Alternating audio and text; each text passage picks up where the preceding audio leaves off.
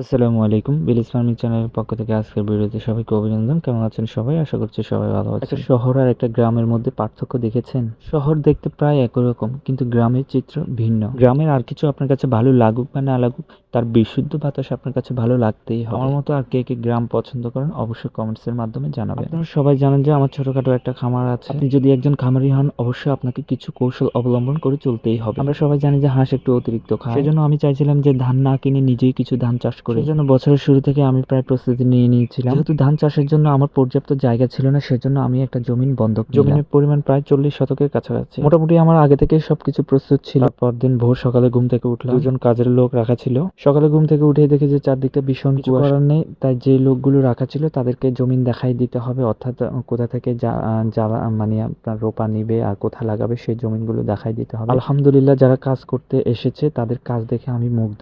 এতটা এক্সপার্ট আর এত দ্রুত ওরা কাজ করতে পারে, জাস্ট দেখে থাকা। সত্যি কথা বলতে কি, এই কুয়াশার মধ্যে ভিডিও করতে গিয়ে আমি একবার পড়ে গিয়েছিলাম। মানে কি একটা অবস্থা হয়েছিল, আপনাদেরকে ওটা আসলে না না বলাই উচিত। আলহামদুলিল্লাহ, বড় কোনো বিপদ হয়নি, আল্লাহ রক্ষা করলো আর কি।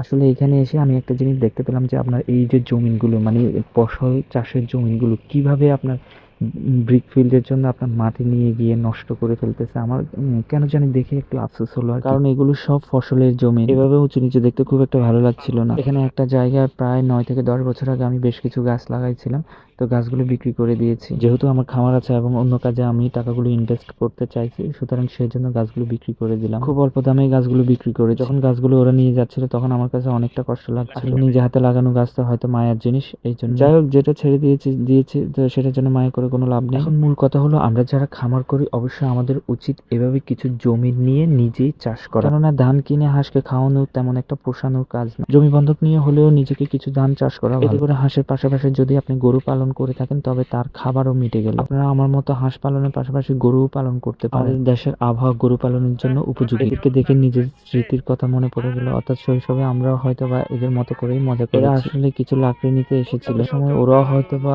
আমাদের মতো করে ওদের সময়টাকে অনেক মিস করে। যাই হোক, আজকের মতো প্রত্যেকে ভালো থাকবেন, আমার জন্য দোয়া করবেন, আপনাদের জন্য দোয়া রইল এবং শুভকামনা রইল। সবাই এগিয়ে যান, সবাই সফল হন, এটাই হলো একমাত্র চাওয়া। আর আমার জন্য দোয়া করবেন। যদি আমার ভিডিও ভালো লাগে থাকে অবশ্যই চ্যানেলটা সাবস্ক্রাইব করবেন। সবাই ভালো থাকবেন, আল্লাহ হাফেজ।